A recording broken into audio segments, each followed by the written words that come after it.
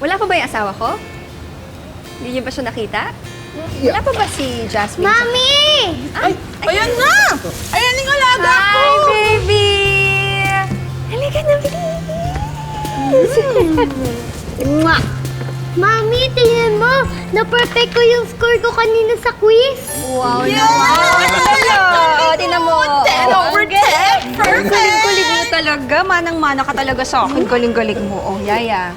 Diba? Tingnan mo Uwi naman na. yan. Ang galing mo naman. Tali-talino mo.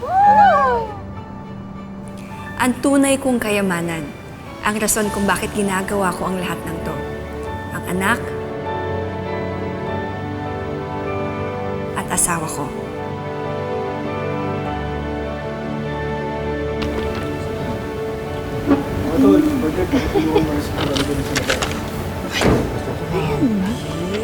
Ang galing, di ba? Hello.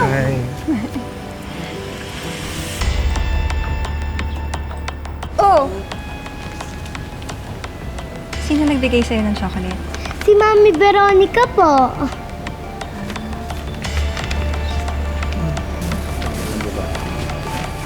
Episode niya. Alam mo, ibang nararamdaman ko sa babaeng niya. O sige, kayo nang bahala dun, ha?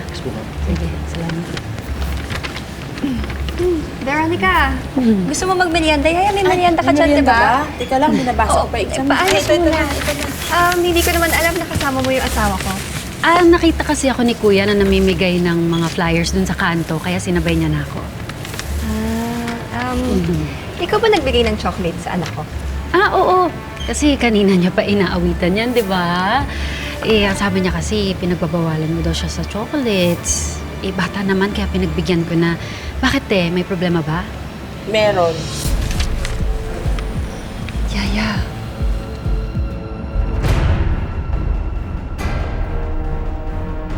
Wala namang problema na bigyan mo siya ng chocolate. Huwag lang palagi. Nawawalan kasi siya ng gana kumain kapag ganyan eh. Ganun ba? Siguro, ganun talaga yung mga bata kapag hindi nasasarapan sa pagkain. Aba naman! Ang galing ng alaga ko. Hindi kaya, sarap-sarap kaya ng luto ng misis ko. Alam mo, gutom na nga ako. Sarap-sarap.